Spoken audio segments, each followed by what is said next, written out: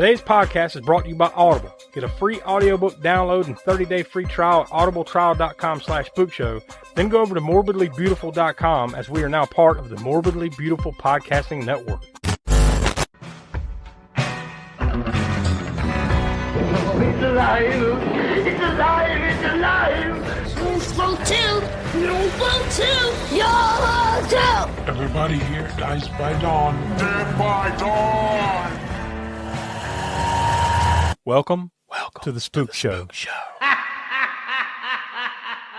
Hello and welcome to the latest edition of the All-American Spook Show podcast. I'm Josh. I'm joined here with Donnie. Yo. Tiana. Hey. And the Professor Smoke. What's up? Donnie, thanks for joining us back here again. I think it was the end of Polar Predators that did you in, right? Like you just couldn't, you had to tap out. You couldn't take it anymore. Yeah, I'm just like, come on. Yeah. I had enough. What did we do last week? It was Scarface. Yeah, it was Scarface last week. You gave us 5 stars on that, but did you want to say your piece on Scarface? Oh man, Scarface is, influential, classic. How do you rate it anything less than 5 stars? I just don't see it. Yeah, and we all did. If you want to go back to last week's episode and check that out and listen to the deep cuts for old Scarface, that's available now. So, but yeah, you missed the, with your little bit of a break you had there, you missed the end of Polar Predators and everything. I was talking about Abominable from the other one that we watched. It seems like we watched 45 movies called Abominable, even though it was only 2 movies and then 3 if you count Abominable Snowman. But Jesus, I'm just tired of the word abominable at this point. I could never say it. Yeah.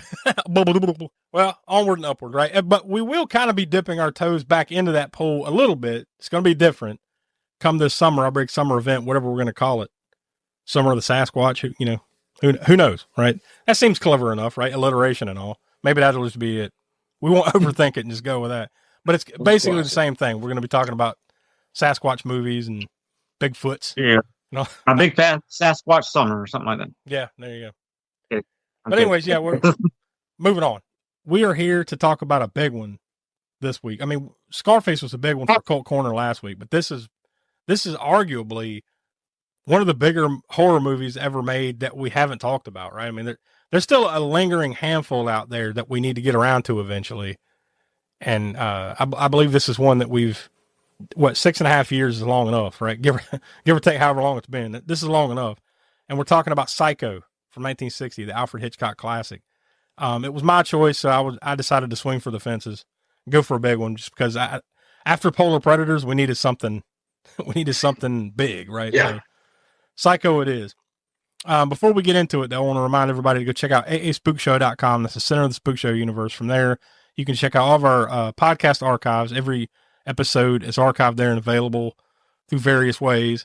It's also over on our YouTube, which you can get to from there.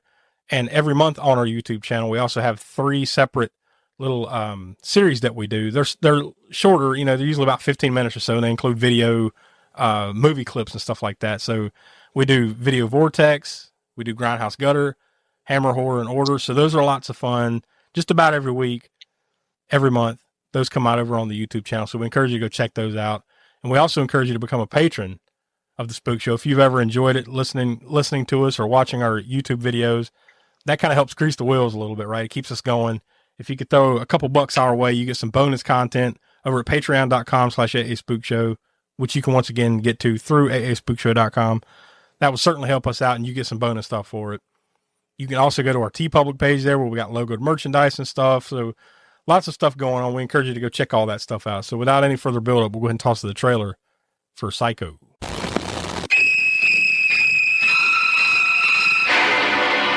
Here we have a quiet little motel, when in fact it has now become known as the scene of the crime. You have a vacancy? Oh, we have 12 vacancies. You know, this is the first place that looks like it's hiding from the world. I think that we're all in our private traps, clamped in them.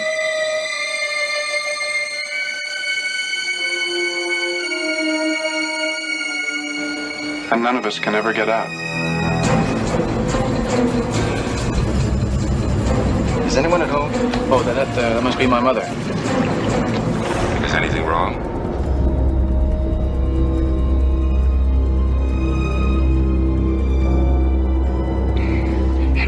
if there's something wrong? She's not missing so much as she's run away. Put me down. Mother! Oh, God! Mother! What are you running away from? She looked like a wrong one to you? It's not as if she were a maniac.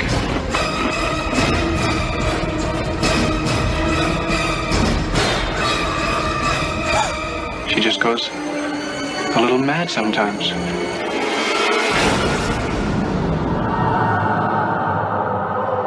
Why, she wouldn't even harm a fly. All right, there we go. That's the trailer for that. So, Donnie, how many times have you seen Psycho? About a handful. Yeah, about that. Maybe three or four times. Yeah, I'm about the same. Like, it's one of those movies where it's like, it's classic and it's one of my, it really is a great one and it's one of my favorites, but it's not one I've seen over and over and over again.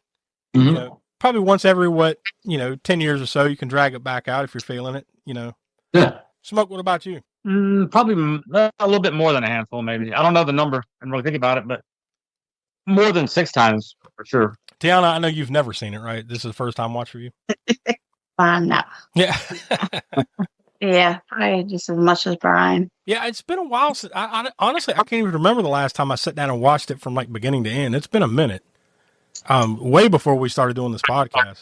For that reason alone, I kind of wanted to get around to it. But like I said, I kind of felt like we needed another big one, and it's been a while. Plus, we're doing the new rotation now, where we pick newer, older, but we also have to pick like a vintage movie, and we also have to pick a more recent one, which is like within the last 5 years. So mine was vintage. So that means 1969 back, right? So I felt in that time period, that's kind of the right time period because there's tons of movies to pick from, right? From 1969 back, not that there's not tons the other way, but from that point back, there's tons of movies to talk about. But I felt like this is one of the bigger ones that we could have brought from that time period, right? So I felt it was justified for that. But yeah, it's been a minute since I watched it. But yeah, I think we've all watched it 1,000 times. In various ways over the years. So, this will be interesting to see what our takes are upon this viewing this time around. Some of the background information, obviously, this is an Alfred Hitchcock classic. I mean, like, we actually, I guess I can go ahead and spill the beans. Next week, our episode is our next Spook Show Spotlight. It's been a minute since we've done a Spotlight, too, I don't think. At least, like, the proper Spotlight where the original intention of that was to focus in on a certain actor or a specific director or movie company, something like that, right? That was kind of the original idea of Spook Show Spotlight. We decided to, since we're talking about Psycho today, that next week we'd kind of take a little bit of a deep dive into the career of Alfred Hitchcock. So we're going to talk a little bit deeper about him next week. So we'll leave all that for there. But obviously, a master, a horror master, a thriller master, right, Smoke? I mean, like one of the greater directors, creators of a whole generation, right? The different genres, including film noir, too. He was huge in that for a while. And going back to the silent era, he had some silent films as well. So this is directed by him, but it was written by Joseph Stefano, and it's based on a novel by Robert Bloch. Now, has anyone ever read the original Psycho novel? You know the answer to that. Well, I know. I didn't even ask you directly. I'm more or less asking those other folks over there. I have it. I actually have the novel, and I've read parts of it or whatever, but I haven't read it.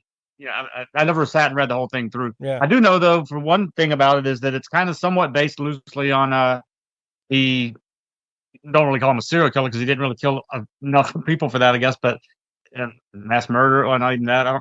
Ed Gein, the guy that Texas Chainsaw is based on. Mm-hmm. And mainly because of the whole sort of the mother thing in here in this movie. And of course, he was did a lot more things in real life, Ed Gein, than what you see in Psycho or whatever. It's really just the mother-son relationship thing and the smaller things or whatever. But you can definitely see more where Texas Chainsaw would be a bit more related to Ed Gein, even though there's no chainsaw. Ed Gein never killed anybody with a chainsaw, but he did wear people's skin suits. I guess they were sequels, right? Like there was the remake in 1998, which, by the way, I'm pretty sure I've never seen. I haven't either. No. I have once. Yeah. One with Vince Vaughn. Yeah, I believe so. Yeah. I think I saw it once. I was in that time period of the mind, like, no, you can't do that. Nope, I'm not watching that. And then I just, and it might be fine. Maybe I'll go back and watch it one of these days, and I'm sure it might be fine. We'll save it here for the Spook Show, right? But pretty sure I've never seen that one. But there was Psycho 2, which came out in 1983. Then there was Psycho 3, which came out in 1986. And then there was Bates Motel, which was a 1987 made-for-TV spinoff of the franchise. Then there was Psycho 4, The Beginning, which came out in 1990, and then that 1998 remake. So yeah, I mean, it is turned into a full-fledged franchise. And don't forget that it also came out again for a TV series. Oh yeah, there was Bates Motel, right? Like just recently, yeah. Yeah, that was I'm scrolling down because that was like just in the last 10 years. Yeah, that was in 2013 to 2017. There was 5 seasons of that show. I didn't realize it ran that long. It's really good. Yeah, you saw it all right? Yeah, it's really good. I remember watching like the first few episodes or so, something like that, and like it was interesting enough, but I guess it just didn't hold my interest, and I never went back and finished it. But I didn't realize it stayed on that long, to be honest with you. Yeah, 5 full seasons of that. And there were also sequel novels too.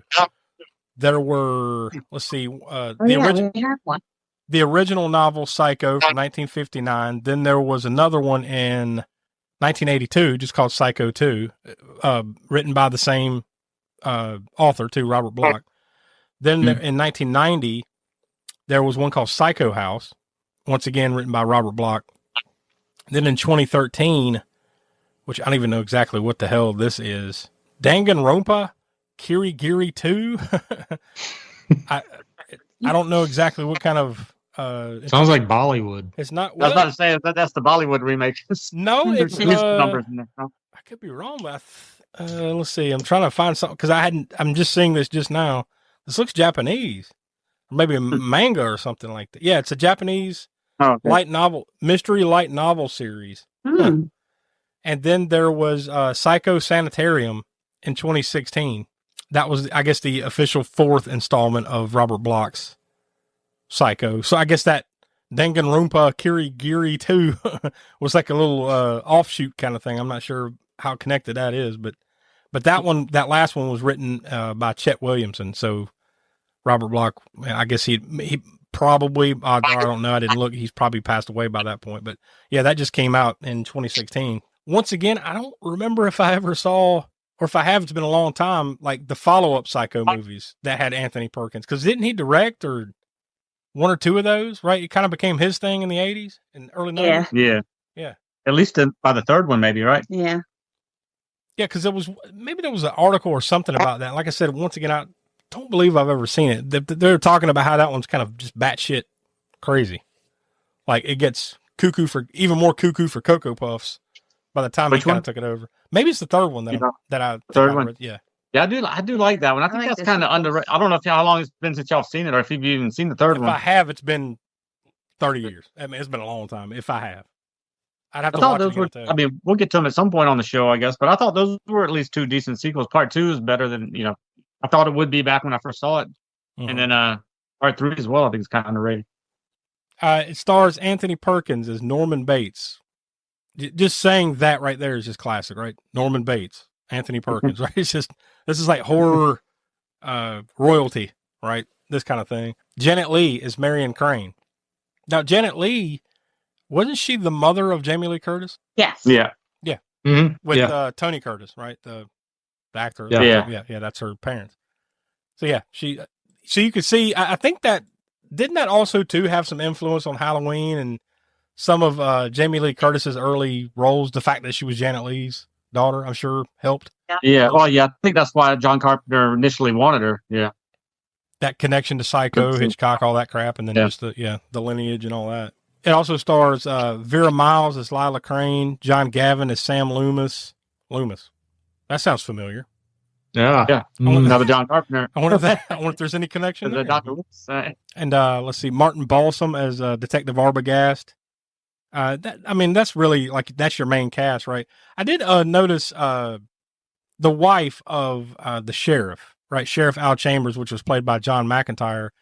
The wife, Mrs. Chambers, that was Lorene Tuttle. Now, I remember seeing her in 1,000 different things. Was she not? And I meant to go back and look, but was she not? Yes, she was. I see it right here. She was in The Ghost and Mr. Chicken. Oh. And that's a movie that, honestly, I don't know if I should be embarrassed. That to would say be awesome to get to. I don't know if I should be embarrassed to say this, but I'll be honest with you. I've probably seen The Ghost of Mr. Chicken more in my life than I have Psycho. Oh, agreed. Yeah. Yes, man. I tell you that movie, that is near and dear. Yeah. Oh yeah. Near and dear. Yeah, that's one I've seen 1,000 times. That is, Oh, yeah. I think it's been brought up before. Yeah. You know, in passing, and we've never Yeah. watched it. We need to just like cut in a special programming or something and do The Ghost of Mr. Chicken. 'Cause that movie. I'm was sure it'll come up. Yeah, but yeah, she Yeah. was in. I was like, wait a minute, she looks familiar, and I forgot to go back and look. But yeah, sure enough, as soon as I click on her name, there it is. I thought she was one of the, because remember in Ghost of Mr. Chicken, there's like these old ladies that live in the house that he lives in, like he's got a boarding room in this house or whatever. She's one of those ladies in that movie. Yeah, that's the deep shit you look for here on the Spook Show is connections to the Ghost and Mr. Chicken. We'll have the 7, was it the Kevin Bacon thing? But we'll have the Ghost of Mr. Chicken is our 7 degrees of separation. Yeah, I don't know how wide and far that would go, but we might be surprised, right? Well, yeah, we'd have to really pick. Yeah, I don't know. Yeah, I don't know. Yeah, or at least a shit ton of Don Knotts movies. Yeah. Donnie, you'd have to start a whole separate Excel spreadsheet for the connections to the Ghost of Mr. Chicken. Might need to. Honestly, I mean, this is the kind of movie you could go on and on about, like the background stuff. I mean, like I meant to watch, like, because I saw there were a couple of like behind the scenes, more like featurettes kind of thing or something. But I kind of ran out of time, didn't have enough time to go back and watch some of that stuff. But I'm sure we're gushing enough to let you know kind of what we're probably thinking when we get to the end here about our star ratings. Yeah, just the technical style of it. It's Hitchcock, so of course it's going to be put together well. But just the editing style in the kill scene, the major kill scene in the shower. The shower scene. Just the camera angles and the different things to where it's like not that much blood, not that much violence really, but the way it's edited, you feel those stab wounds. Yeah, and that's the thing too. Like it's not like you said about the blood. Like there's blood there, but obviously it's black and white, so it's not a gory. As a matter of fact, I think it was chocolate syrup. I think he used for that. I wouldn't doubt it. It's black and white and chocolate syrup. Same thing like George Romero used that for Night of the Living Dead a lot of times. It's kind of just it's there enough to let you know that like some bad shit just happened, but it's not gory. It's not over the top. It's just kind of like, well, this woman just got stabbed in the shower, so there's going to be blood. So we're going to show you just enough blood, and then we're going to follow it with the water swirling it around the drain and everything like that, Yeah. But it's not. And then it's not over the top. In the fall, when she falls and grabs the shower curtains right next, shows the shower curtain popping off ring by ring by ring, and then she falls down outside the shower beside the toilet, right, or whatever, and then zooms in on her eye. But yeah, just masterful cinematography and editing in that shot. Let's all go to the lobby. Let's all go to the lobby. Let's all go to the lobby to get ourselves a treat. Delicious things to eat. The popcorn can't be beat. The sparkling drinks are just dandy. The chocolate bars and the candy. So let's all go to the lobby to get ourselves a treat. Let's all go to the lobby to get ourselves a treat. For you listeners of the All-American Spook Show podcast, Audible is offering a free audiobook download with a free 30-day trial to give you the opportunity to check out their service. So I went over to audible.com, and this time I just typed in the obvious, Psycho, to see what would pop up. And sure enough, right off the top, Psycho by Robert Bloch, narrated by Richard Powers. According to this, it says it's book 1 of the Psycho trilogy, so I guess they've only got 3 official on here, or at least on Audible. It's just under 5.5 hours long, so it's not a massively long listen. Compared to some of these, they're like 30 or 40 hours long, right? It's nothing near that. Let's see. We've got, Donnie, this might be for you. Psycho Cybernetics, updated and expanded by Maxwell Mallets. This one's just over 12 hours long. And it looks like a technical kind of book. It's not like a story. It's like cybernetics, robotics or some shit. I don't know. I'd be into that. Yeah. We've also, lastly, we've got, let's see. Wicked Dark Heathens. Yeah, elaborate, please. Okay, I will. Sick Boys, Book 4 by Lucy Smoke. Professor, you got anything to tell us here? I don't know. I'll tell you this: my fourth great grandfather had a shit ton of kids and grandkids, and somewhere down the line, I'm probably related to. Yeah. It's spelled Smoak. Yeah, no, it's not. It's not. It's like actually like smelled. Smelled. It probably smells too. Spelled like smoke. Smoke. Cigarette smoke kind of thing. Right? So I'm wondering if it's a pseudonym. Anyways, I will say though, it looks like a sexy book. How about that? If that. What's the name? Is it Wicked Heathens? Wicked Dark Heathens. Sick Boys. Book 4. Anyways, this thing is it cracks in at 13 and a half hours. So if you like the works of Lucy Smoke, it's there for you. And you can get that or any of those other ones we talked about by going over to audibletrial.com/spookshow. Again, that's audibletrial.com/spookshow for your free audio book. I mean, the way it works is you sign up for that. You get a free credit. You can cash that credit in for the Dark Heathens book there. And if you can keep it, delete it, whatever the hell, it's yours. It belongs to you at that point. So it helps you out, helps us out. Win-win, right? All right, hop back over to imdb.com. Oh, Donnie. Oh, boy. All right. You know what? I'm not my pillow and my blanket. Yeah, you would for real, because like this long one, I'm not reading this. This is too long. This is like this is a book contributed by Huggo over there on IMDb. Dude, it's for real. It's long. Is that our old friend Huggo? Yeah. Oh yeah. Yeah. We've heard word from Huggo before. I'm going to read a long one, but not that one because that's too long. That's ridiculous. Here's the short one. The one sentence. A secretary on the run for embezzlement takes refuge at a secluded California motel owned by a repressed man and his overbearing mother. That's a good enough one sentence. Yeah. That's sweet. Slightly longer though. This one was contributed by Colonel Needham on IMDb. You got me. We haven't heard Colonel from Decker from A-Team. I don't know. Maybe we haven't heard anything from Colonel Needham. Maybe we don't need it. Here we go. Nonetheless, Phoenix office worker Marion Crane is fed up with the way life has treated her. She has to meet her lover Sam in lunch breaks, and they cannot get married because Sam has to give most of his money away in alimony. One Friday, Marion is trusted to bank. Wait. Marion is trusted to bank $40,000 by her employer. Seeing the opportunity to take the money and start a new life, Marion leaves town and heads towards Sam's California store. Tired after the long drive and caught in a storm, she gets off the main highway and pulls into the Bates Motel. The motel is managed by a quiet young man called Norman, who seems to be dominated by his mother. So that's a good enough description without completely giving everything away. I will say, obviously we've all seen this movie 1,000 times, and I'm sure if you're listening to this, I would hope that you've seen it. But this is probably the moment right here, right now, that we should say we are a spoiler-filled podcast. So if you have not seen Psycho, please pause this, go watch the movie, and then come back and listen to the rest of this, because if you don't know the big twist, I think you will, well, I don't think I know, you will enjoy this movie a lot better without knowing it, right? I mean, I think now most people that watch film and have watched, and and obviously if you know anything about this movie, you already know what the twist is. But can you imagine in 1960 watching this without knowing that twist, right? That big moment at the end. You can see why this is regarded as highly as it is, just because, oh shit, because they play it pretty well. Like I'm sitting there with the knowledge of it, right? But if you didn't know that, they play it pretty well that that you wouldn't see that coming, right? No. And you certainly wouldn't see it coming in 1960. Yeah, that's what I mean. Like at that time, especially, right? Like now there's, how many years has that been? 70 fucking years, whatever. Yeah. Been, Yeah. And there's been so many movies that have kind of, ripped up that sort of plot twist. Yeah. But you can imagine at that time, like, and that's what that was one thing I'm sure we'll get into next week with Alfred Hitchcock. That was one thing that he did well, was like those little twists, but like the thriller, the suspense, that kind of keeping you on the edge of your seat type of thing, right? Like that was one of his specialties for sure. It wasn't like the stuff that we kind of like now, like the hyper gory, violent type of stuff. This is more like, the psychological thriller type stuff, right? It's like in suspense. Yep. And that's just what he was good at.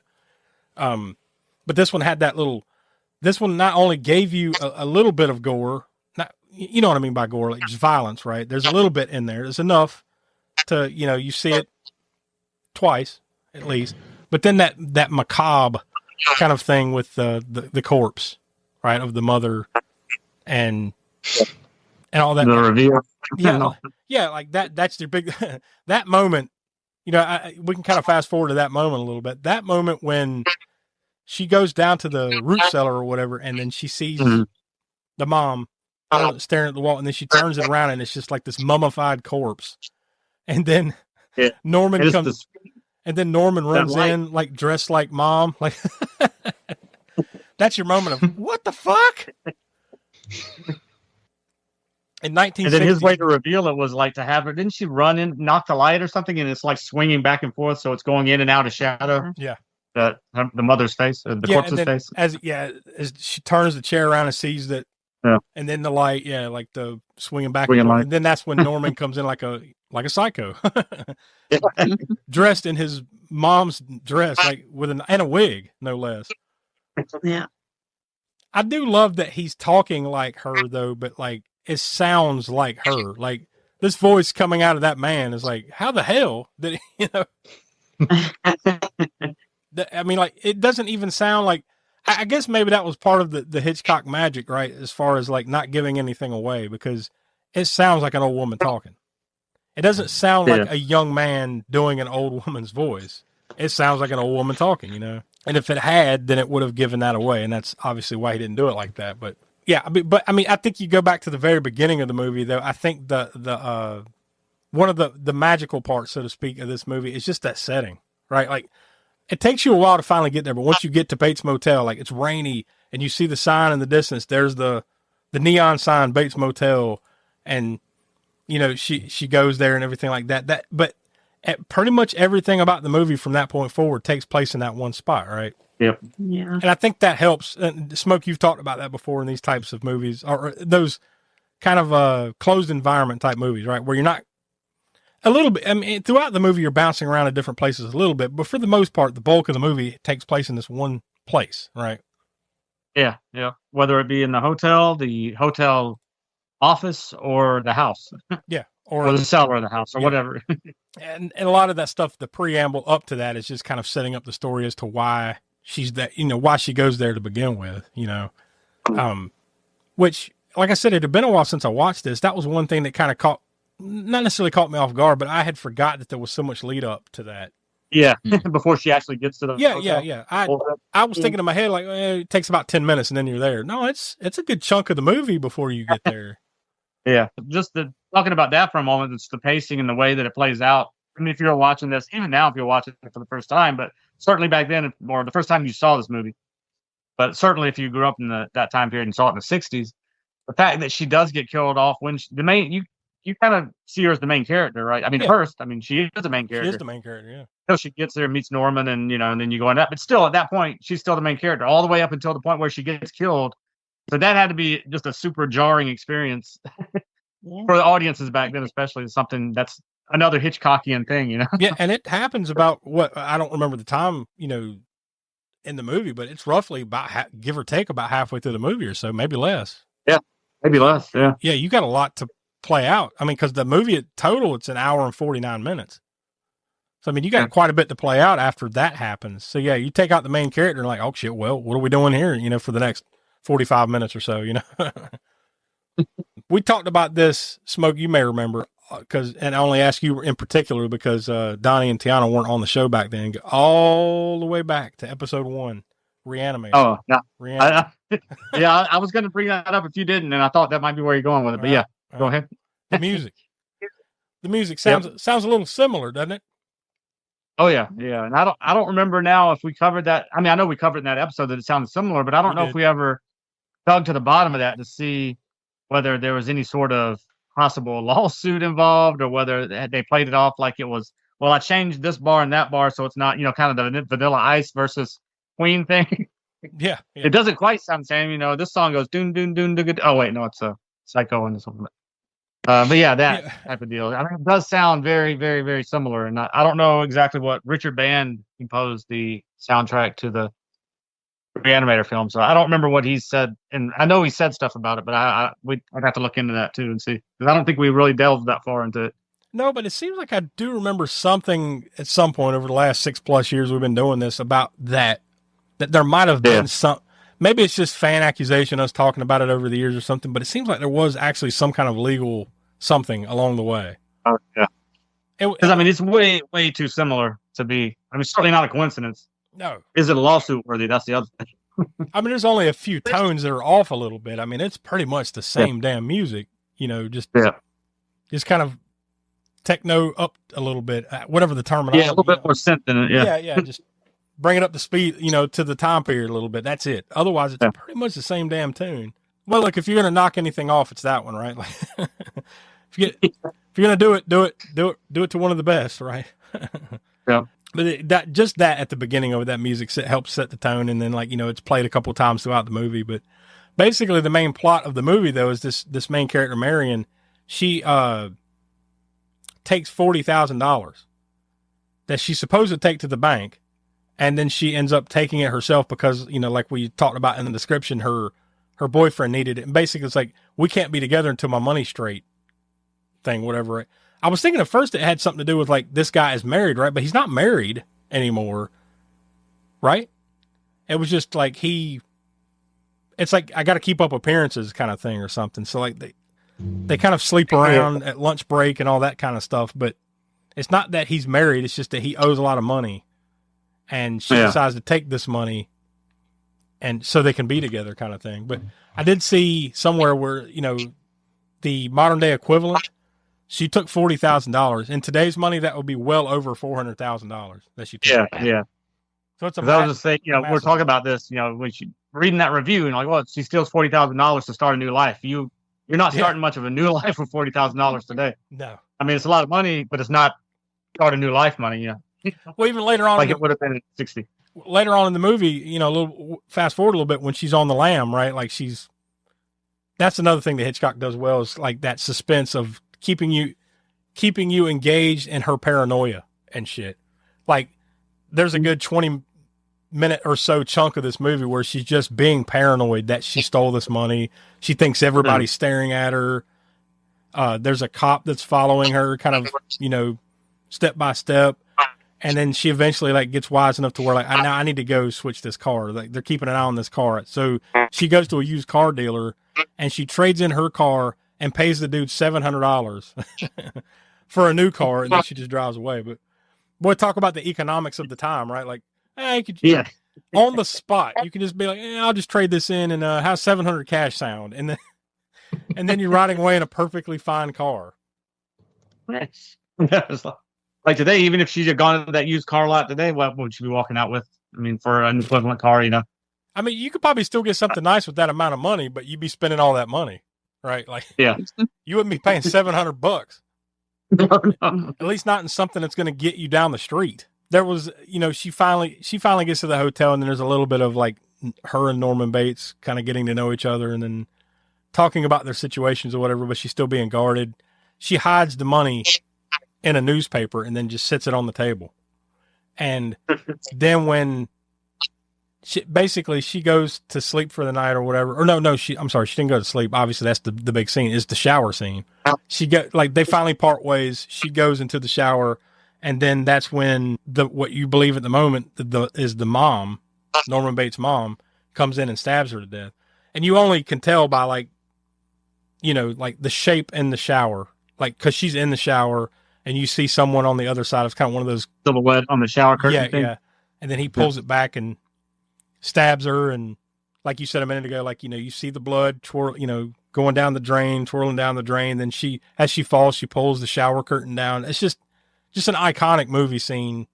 And honestly, I believe there was like some controversy at the time because like not the full on nudity, but just kind of the partial nudity that you kind of see in this scene, right? Even her in her bra and everything like that was not something you saw a lot of in 1960. And one thing that's a weird controversy at the time that nobody would think anything of these days was the fact that she flushes the toilet on her way. Like she hits the lever and it flushes the toilet. For some reason, that was controversial in 1960. A flushing toilet on camera. I don't know. That is. I remember hearing that in an interview sometime. 1960. I mean, it wasn't like there was a swirly going down it or anything. Yeah, it's not empty. They just hits the flusher. It's not like she was taking it to Browntown or anything. It's just that's right. It's just some paper. Well, I have that image in my head of it. Yeah. I could see that in something like Scary Movie type parody, Oh, Yeah, you know what? I'm shocked. I'm surprised they didn't do it. Yep. There was a line in there though when before the shower scene where her and him are talking, and she said something about like it's enough to drive you crazy or something like that, and then his line is, "We all go a little mad sometimes." So that was It's just his delivery and everything, because like he seems like the nice innocent guy, but then he can creep it up real quick. You know, it's like, and just the slightest thing in his eyes or something. I don't know. It's just the way he played it and everything. Like Anthony Perkins is what I'm talking about. It's just he just gets randomly creepy and then goes right back to gosh, you know, jolly whiz bang. You know, it's like he's like the innocent 20-something-year-old, you know, just doing this for his mom kind of thing. And then he just, you know, you can see a little, you know, a little dimmer there for a second, and then just kind of flips back, you know. That I think maybe some of that came from that Ed Gein thing I was talking about, because I got a book on Ed Gein where they were talking about the townsfolk, people that he would do odd jobs for and whatnot, he would say weird things like that to them, but they were just like, oh, that's just Ed. He's, you know, that's just him being funny, his type of humor. He would say something off, like for the fact of one of the murders that he did, or whatever the case, you know, and they just played it off. So it's like that, and then he would just go back into his all around handyman. Yeah, you know, he was kind of slow, but that split personality type of thing, obviously, I mean that becomes you know, the biggest theme of this movie, right? But just that ability to kind of become two different people, almost, you know. Yeah. He kills her, and the funny thing is, like, he grabs the newspaper, but doesn't notice that it's got, like, it's weighted down with $40,000. He just kind of grabs it and tosses it in the trunk with her body. Takes the car like back behind the little, you know, behind the hotel somewhere. There's a swamp. Just pushes the car into the swamp, and then it sinks down. That's literally like halfway through the movie. So everything else that plays out after that is like, there's this Detective Arbogast that's investigating. You know, they're looking for her, and then her sister, and her lover are coming around looking for her too. So basically, like a good chunk of the movie from that point on is just them looking for her, right? And the paranoia that Norman gets and all that stuff from that. And then when Arbogast, the detective, shows up to the hotel, he snoops around up at the house and then gets pushed down the steps. I think he got stabbed. Yeah, he gets stabbed and then falls down the steps. But it's a cool camera shot, right? Because he's kind of stepping backwards down a step, and the camera is kind of following him going down. Donnie, I thought you might appreciate that little camera angle there. Oh, yeah. On that one. Was that the scene right before that when he comes out in the mom wig and all that in the room across the stairwell? Yeah. But you don't see, and you can't tell that it's him, right? But you see, yeah. You see the dress kind of, it's real quick. It's kind of like dress in the wig, the mom's wig, so you think it's the mom. Mm-hmm. Which, you know, if you're really thinking about it, like even the first time you would have ever watched this and didn't know anything, you'd be like, how the hell is this mom doing this, right? It seems like she's an old invalid lady, and then all of a sudden she's up, like running around stabbing this dude. Like, how's this happening? Oh well, we'll figure it out in the end. But yeah, like that scene always reminded me later of Exorcist 3. You remember the scare scene in Exorcist 3 with in the hospital? Mm-hmm. Yeah. From the woman coming out of the room, and it's like just a quick, one of the most effective jump scares probably ever. But I think they kind of got it off, you know, from Psycho, from that scene. Yeah. But yeah, like we talked about a few minutes ago, that's where she goes down. She comes in the house, goes down to the root cellar, discovers the corpse. Norman runs in dressed like Mother and tries to kill her. They're able to basically subdue him, and then that's pretty much the end of that. But then, once again, there's still about 10, 15 minutes left in the movie. Roughly, about 10 minutes, something like that.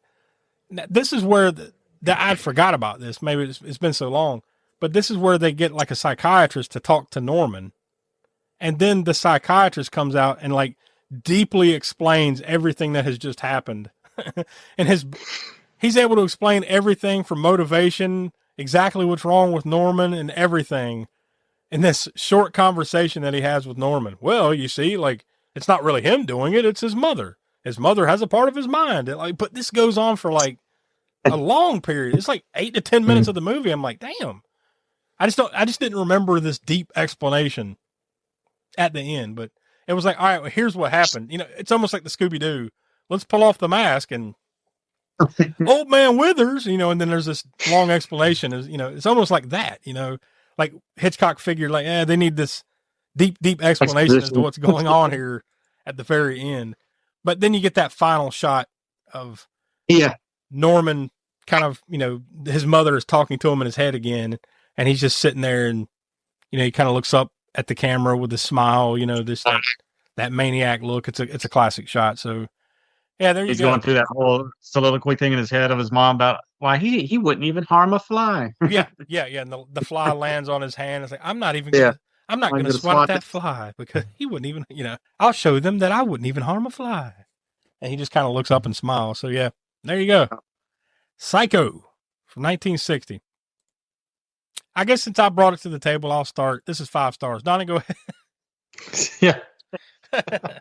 Yeah, I mean, I really don't have anything. Oh, you more were to serious? Add. Yeah, I have no more to add. It's 5 stars. I didn't doubt the seriousness of it. It's just funny the abrupt like, oh well, 5 stars, Donnie, off to you. Yeah. No, it's all you, dude. Go ahead. I got nothing. There's nothing more to say, really. Nothing I haven't said over the last 30 minutes. So yeah, I mean, 5 stars. Yeah, beautifully shot. 5 stars. 5 stars as well. Tiana, what do you say? Definitely 5 stars. Right. Hitchcock's best, in my opinion. Now that might, I'm not going to argue it, but that could be debatable for some people. It's debatable for me. For some people, this is a great movie, but I don't. In my opinion, I don't think it's his best yet. I can see how I guess it would be. Also, it's up there, certainly. It's also like, you want to take one movie to point to, what is if you had to boil it down to one movie that kind of started the slasher genre. Yeah, well, pretty much this one, I guess. Really, I mean, yeah. Then there's that, because I think we've talked about that a number of times, right? Like, this is kind of the one that did, right? Yeah, I mean, they called it. There's this whole thing of when did slashers really start, but most of them they called anything before Halloween is generally called a proto slasher, right? So this would be the first of those. I mean, well, there's probably arguments for that too, but this is the main one that would have sparked off people to make stuff like Black Christmas or. What are there's a few other ones I'm blanking on right now before you get to Halloween. Texas Chainsaw. I mean, yeah, because there's that side of like that shower scene, right? Like the pulls back, stabs, or everything. Like, how often did you ever see that in movies? You didn't really, right? Like, ever? No, at least not to that degree. No, and then then that definitely became a trope after that. Like, speaking of slasher movies, how many different slasher movies had a shower scene? Where either somebody got killed or led you to believe that they might get killed, and then they, go some other direction with it. But yeah. So I mean, yeah, it's the grandfather of slashers, I believe. This is where it started. Yeah. Then it got taken to the next level each time after that. But to a higher level. But yeah, this has to be. I'm sure somebody out there. Well, actually, in 1932, I'm sure whatever. I'm sure that's coming. yeah. There'll be the well, actually, the well, actually crowd. Yeah, that's what we should. Yeah.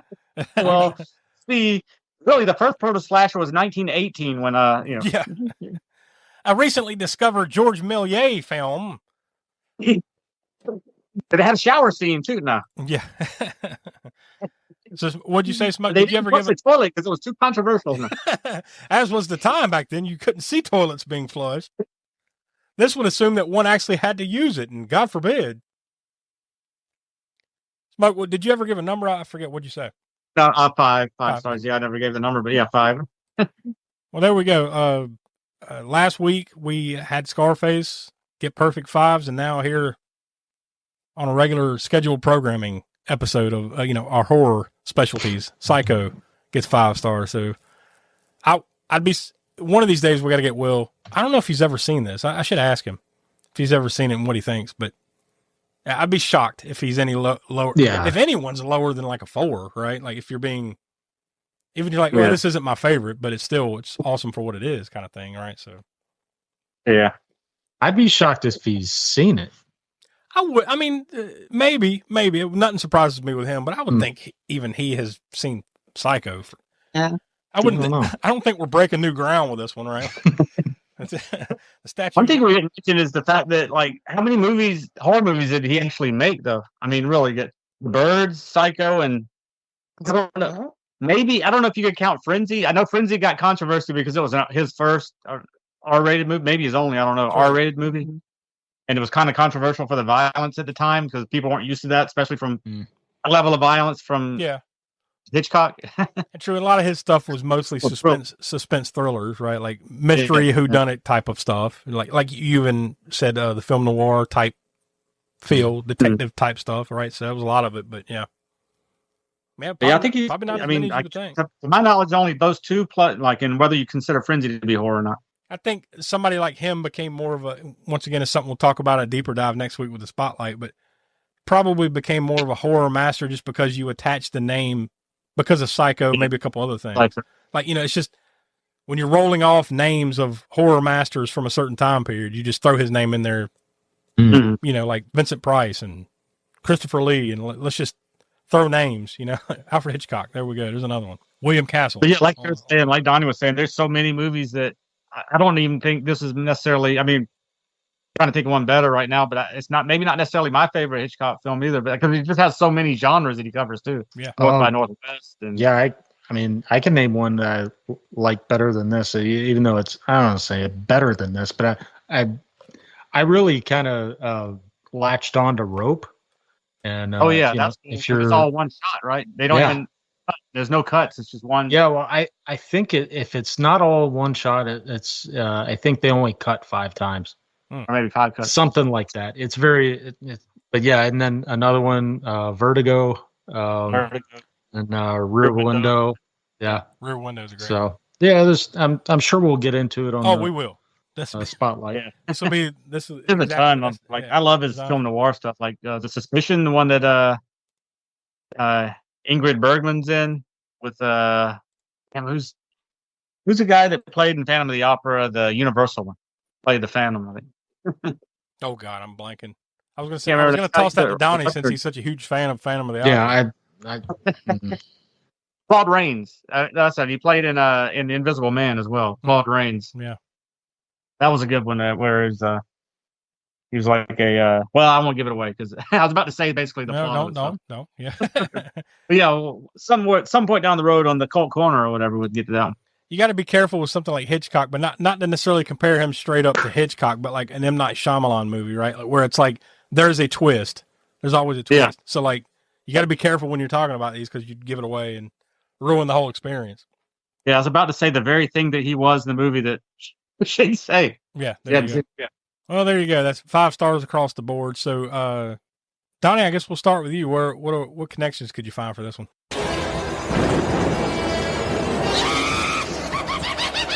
Connections.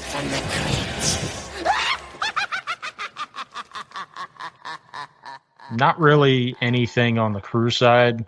Probably not surprising. Or maybe we really haven't covered a whole lot of vintage movies. I think maybe a handful. Yeah. But on the cast side, I thought this was kind of a funny connection. The guy who actor's name is John Anderson. He plays California Charlie, and he was also in Never Too Young to Die. What? Yeah. Of all the movies I thought you'd pull out. I know. And I recognize that's why I kind of chuckled. You just reminded me of another one I recognized at the very end of the movie. I'm talking like right there where like he's starting to have the inner dialogue in his head with Mother, right? And he's in that room, the kill a fly thing, right? There's a cop right outside the door that like lets him come in or out, whatever the fuck they're doing, right? I just remember there was a cop standing there. Yeah. That's Ted Knight from fucking Caddyshack and and all that. Shit! Is I it? was like, dude, that dude looks like a young Ted Knight. And then I went back and looked, and sure enough, it's fucking him. It's just uncredited, but it's him. It doesn't even say anything. He's just standing there, kind of like opens the door, lets him in and out, whatever happens. It's funny. I closed my file. Hold on. Let me. Not that because we didn't cover Caddyshack, did we? No, we've done. No, we've done. Well, I'm not even talking directly about connections. Too. Yeah, I was thinking. I was like, wait a second. Oh, it was for I feel like I would have caught that. Crafter Theater, we did Caddyshack 2, but he was not in Caddyshack 2. No. I just find it funny, even funnier that we've done the sequel, but we never covered Caddyshack. That's the typical Spook Show way. Like, we fucked around and watched Caddyshack 2 before we watched Caddyshack. But yeah, that would be his most famous thing. He did tons of other stuff. Remember, he was in the Mary Tyler Moore Show, lots of other stuff. But yeah. I was like, holy shit, that looks like Ted Knight. And then sure enough, It's an uncredited little blip. I just thought I'd You know mention what? it, You're though, right. about. I do have it on my tracker here. There It you is go. Ted Knight. There you go. So that'll come back up one of these days when we do something else with Ted Knight in it. Sure. Yeah, so any other case? We're waiting. So you got any other? Was that the only connection, or that was it? Okay, yeah. All right, Tiana, what's the old kill count for this one?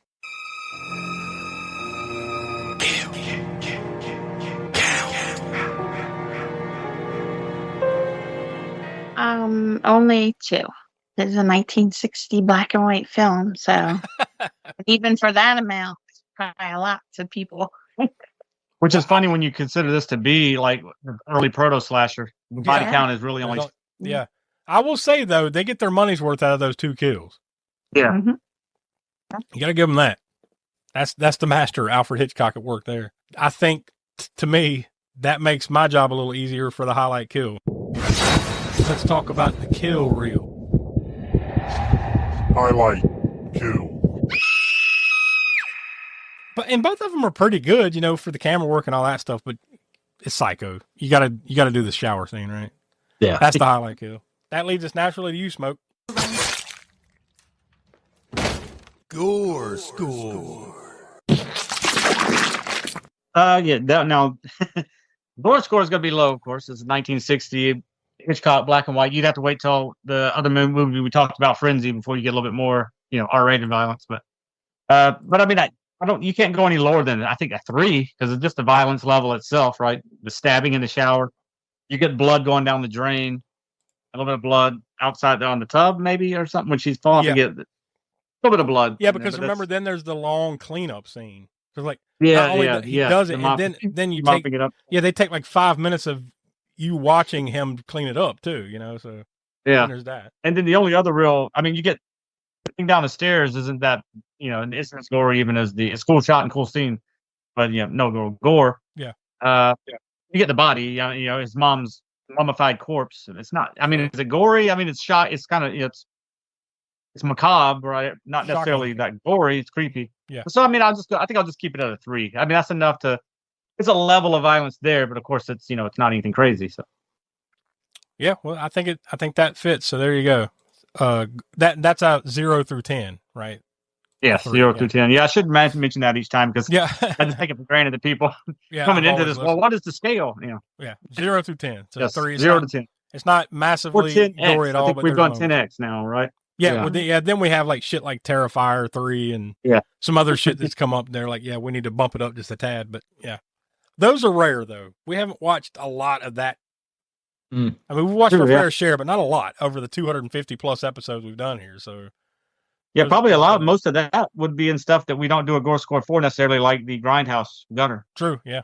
Do a Grindhouse rating, but don't really do the gore score by itself. So a lot of those movies would be 10Xs.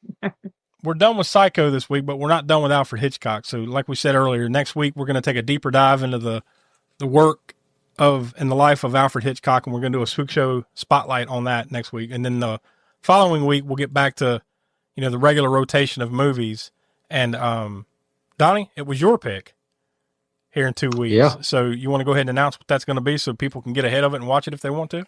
Yeah. We're going to watch Bone Tomahawk from 2015. Yeah, this is the first time. And the reason why I picked that is that we haven't really done a whole lot of westerns. I can think of maybe 2 that we've done. We've done Django on Colt Corner. Yeah. And your favorite, Josh, Jesse James Meets Frankenstein's Daughter. That's what I was laughing about because like we have to get that out of we need something better than that western wise to. Yeah. I mean, Django is pretty solid, but it is. Yeah, Django is solid. Yeah, it is. But like you were saying before, it's the Spook Show way. We did Caddyshack 2 before we ever got to Caddyshack. Yeah. Well, why not do Jesse? The first western, maybe not the first. I don't remember if we did that before we did. We did do that. Before. We did do that first before even. The hell was the other one we were just talking about? Django, yeah. Yeah, and remember that was Colt Corner. So like, to be fair, like western is a hard one to get in here. If it's not a cult movie for us, right? True, there's not a lot of western horror movies. I mean, there's probably more than you're thinking right off your top of your head. Honestly, not a lot. I don't know if we could have had another subgenre in Grindhouse. I mean, it'll fit within the action, but there's plenty of Italian spaghetti westerns that fit either a cult corner bill and certainly the Grindhouse bill, because they played in Grindhouses. Yeah, those Italian ones like Django and many others. That's not a bad call, Smoke. Maybe we're gonna have to have a little sub meeting about that. Maybe that. Could I didn't be think another, about that. I didn't think about that. Might be another nice. We just talked about talking about the Italian ones. Yeah, they definitely played in the Grindhouses. Might be a nice little addition to Grindhouse Gutter there. But yeah, we'll have further discussions about that. But until next week, for our next Spook Show Spotlight, I'm Josh. Will can't be with us, of course.